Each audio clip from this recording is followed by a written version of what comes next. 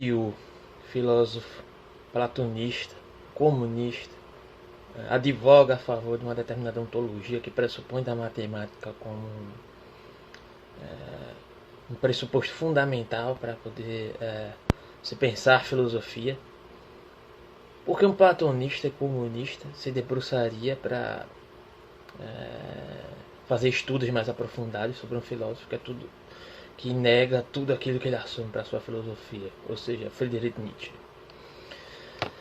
Recentemente eu achei um livro, né? Um livro que é organizado a partir de algumas conferências que Alain Badiou recentemente aderiu para pressupor que sentia uma necessidade de fazer determinados estudos sobre a figura do Friedrich Nietzsche.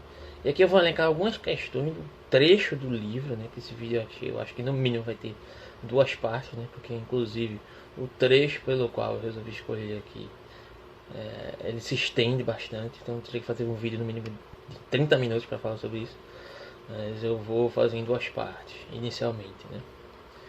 A primeira questão aqui, o Alain Badiou ele vai tentando construir um raciocínio lógico diante do parâmetro formal, né, com preposições, consequências, encadeamento de raciocínio a partir de como ele interpreta o Nietzsche, de como constitui-se o pensamento de Nietzsche ao ver dele. Né? Então, o primeiro momento é que existe uma prioridade de um modo de ser que o Alain Badiou vai chamar aqui de il-ia, em francês. É um termo que significa que está para além do ser, que existe uma determinada transitoriedade nesse modo de ser, que estaria muito mais próximo ao que Nietzsche advogaria e entenderia como devir. Né? Vai haver essa oposição de Nietzsche para esse modo de manifestação de ser que o Badiou vai chamar de il-ia, e o ser propriamente dito, que segundo pretensões heideggerianas, aquilo que foi esquecido, né? A investigação do ser. Quando pensávamos estar investigando o ser, estávamos investigando o ser dos entes. Né? E aqui, de certa maneira, ele vai advogar e dizer que essa investigação nietzschiana por excelência, certo? Acerca do il e a, em um termo em francês, depois eu posso colocar até a descrição aqui do significado mais específico desse termo de ser, mas inicialmente vocês associam isso a um tipo de devir, a um tipo de ontologia do devir, né? Seria um tipo de antifilosofia, né? Seria um tipo de um padrão, na verdade, comportamental que se daria desde os pré-socráticos, certo? Que seria essa oposição à ontologia muito mais fixa, ligada a uma pressuposição ontológica platônica, né? Que seria um modo transitório ontológico de perceber o mundo, que é algo que Nietzsche vai aderir aqui, segundo Badiou, enquanto proposta da sua antifilosofia, ou seja, por isso que ele vai, de certa maneira, se basear em alguns pré-socráticos para poder transitar nessa discussão de maneira mais agradável a si, né, diante do seu ponto de vista, né, assim como Heráclito, por isso que ele vai priorizar Heráclito.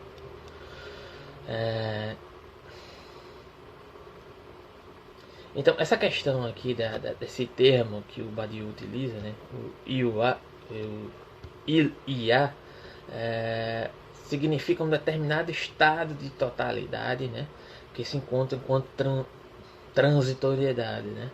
É um estado de ser, mas não é um estado de ser que se permite abarcar enquanto totalidade, enquanto pressuposição de verdade. Né.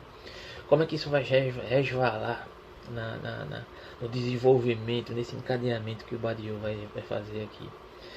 Então, se existe esse modo de ser que não é possível de ser abarcado, que é o devir, que é uma transição, que quando eu nomeio algo eu já perco esse algo de vista, porque esse modo de ser, esse IA é transição, Badiou levanta a segunda questão aqui, um segundo ponto. Se essa noção de il e a que ele coloca aqui é uma oposição a essa noção de ser comum, então essa noção de ser comum é uma posição, é um nomear o mundo, é uma pretensão de nomear o mundo que se apresenta para Nietzsche de modo negativo, ou seja, toda a investigação do ser que se dá no sentido ontológico da palavra é algo que deve ser extirpado da filosofia, por assim dizer. É algo não legítimo, enquanto pretensões de encarar a vida, de olhar para a vida de maneira mais é, é, é, nos termos de Nietzsche, né? Não seria um modo afirmador de ver a vida, né? Então, segundo ponto, né? O segundo ponto seria esse. Então, ele vai usar um exemplo aqui, inclusive, a partir de Parmênides, né?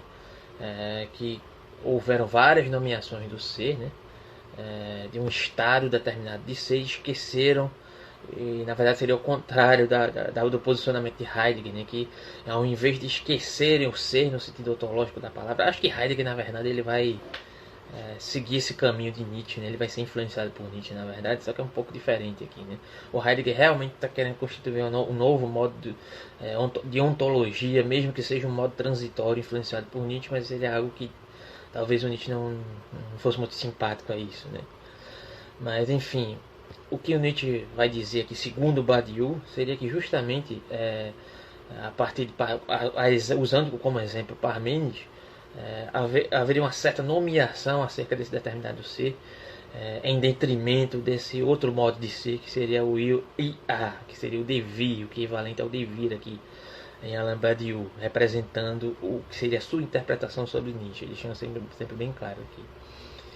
Então, seria justamente uma negação, uma vontade de sistema, né, que se apresentaria a partir disso. Seriam opositores.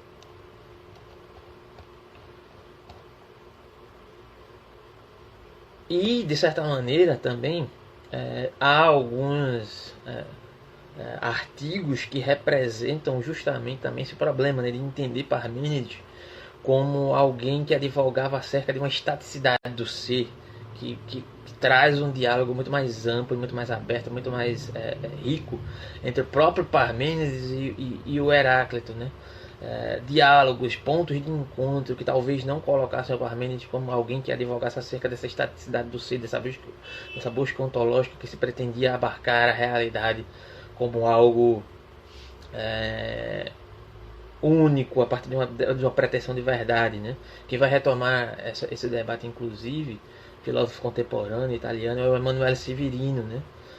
Acerca de advogar que, na verdade, há um tipo de devir na imanência que já incute uma determinada transcendência, ou seja, só há uma transição de determinados modos de estados, de coisas, e essa transcendência ela se dá na imanência, né?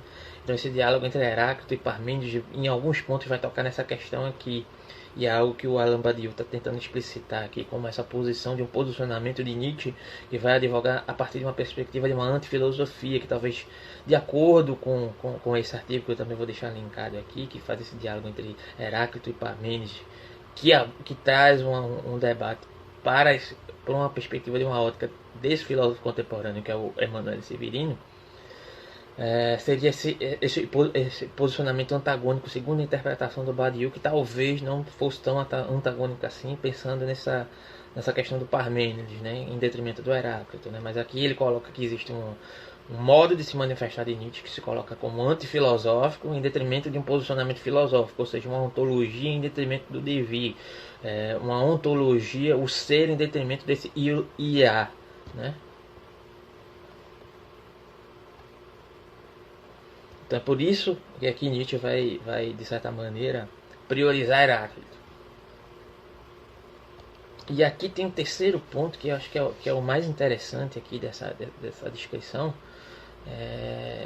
que independentemente dessa negação que o Badiou identifica no Nietzsche, acerca de uma determinada lógica de construir uma ontologia acerca da realidade, de um determinado discurso acerca da realidade, o Alain Badiou ele identifica nesse discurso, nessa necessidade de antissistema, que é assim ele chama aqui no seu livro aqui, que é oriundo de seus seminários sobre Nietzsche, que são recentes, se eu não me engano, 2017 ou algo do tipo, que na verdade o que existe em Nietzsche é uma vontade de antissistema, ou seja, ele pega a proposição do Nietzsche, que é curioso, eu já usei esse termo aqui, que o Nietzsche usa uma determinada proposição, que é justamente o que Badiou vai colocar em evidência aqui. Mesmo o indivíduo que coloca uma determinada ontologia enquanto um problema de sistematizar a vida, que analisa uma determinada ontologia como uma vontade de sistema e que considera isso nocivo para a vida em si, para a saúde da vida nos termos nietzschianos, ao mesmo tempo essa vontade de antissistema ela pressupõe que também necessita de um determinado encadeamento sistêmico, mesmo que seja para negar essa vontade de sistema. Ou seja, a vontade de sistema, a vontade de antissistema, na verdade, em Nietzsche, segundo Badiou, né, seria um construto também lógico para negar a própria lógica dentro dessas condições. Né? Então, mesmo diante dessa oposição, de entender essa suposta transitoriedade desse devir, desse IA, desse modo de ser, em detrimento de uma ontologia do ser mais clássica, né? Que por muitas vezes vão se passar aqui, que o Badiou vai colocar aqui, que o Nietzsche em várias passagens ridiculariza a lógica, ridiculariza as pretensões, de certa maneira, da ontologia baseada em pressupostos matemáticos, ontológicos e ilógicos, certo? Para poder dar conta da realidade. Ao mesmo tempo, ele para poder desenvolver determinadas concepções ou interpretações acerca da lógica, mesmo que equivocadas, possivelmente equivocadas, ele se vale também de um determinado raciocínio lógico, meio que seja um raciocínio lógico antilógico, certo? Para poder negar a possibilidade desse alcance de um determinado discurso, seja ontológico, matemático, científico, sobre a determinada realidade, né? Existe o problema da linguagem. A linguagem sempre quando nomeia algo, ela já perdeu o devido de vista, né?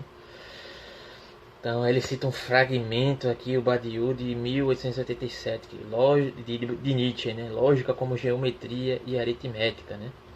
No qual ele diz que é válida apenas as verdades, são válidas apenas as verdades a partir dessa noção da lógica ou da aritmética ou da matemática, são válidas as verdades.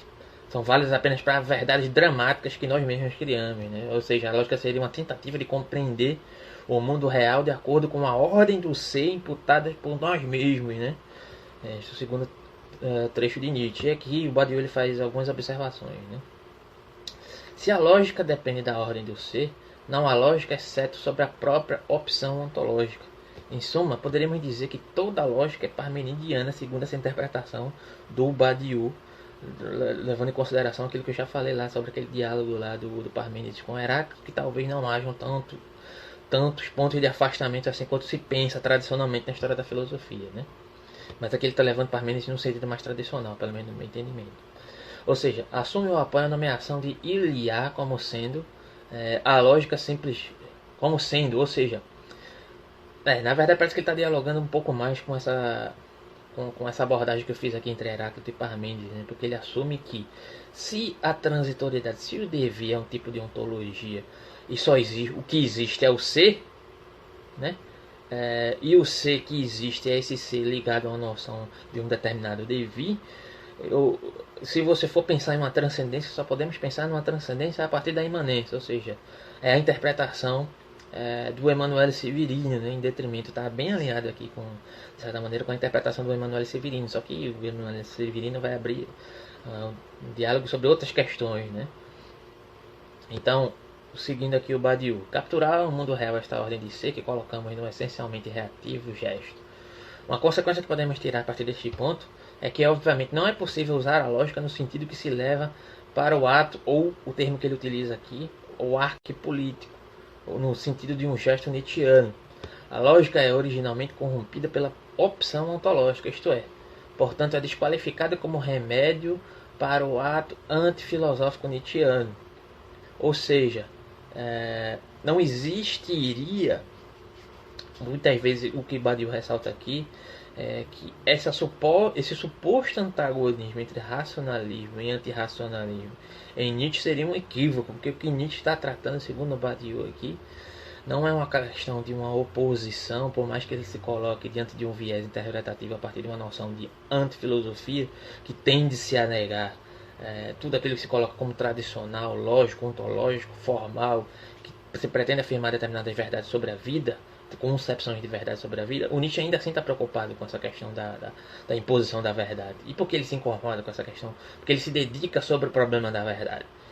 Muitas vezes as pessoas têm o intuito de dizer que Nietzsche é um filósofo que não se preocupa com a questão da verdade, mas justamente o contrário. É justamente por considerar a verdade uma impossibilidade que ele se dedica a essa questão da noção da verdade, né? E muitas vezes se cria um antagonismo, né, em Nietzsche, que seria uma negação completa do problema da verdade em detrimento por um prisma que vai se colocar entre uma discussão entre racionalismo e irracionalismo, como se Nietzsche fosse um irracionalista.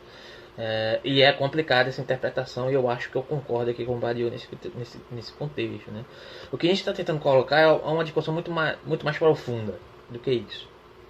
Em suma, é isso. A questão não está aí, segundo Badiou. A questão é: se a lógica tal que herdamos em seu dispositivo histórico apropriado, segundo palavras do Nietzsche, que ele utiliza isso, como a própria consciência, a acusação da consciência que ele faz é um aparato histórico, e a lógica também seria, como é que isso poderia ser apropriado por um prisma do ato entendido aqui em Nietzsche como um ato antifilosófico na filosofia do Nietzsche? O que Nietzsche vai nos dizer, segundo as palavras do Badiou, é que existe uma inadequação essencial que nada tem a ver com o debate sobre racionalidade ou irracionalidade, mas seria uma condição da possibilidade da lógica, ou seja, uma genealogia da lógica. E aí eu continuo no próximo vídeo.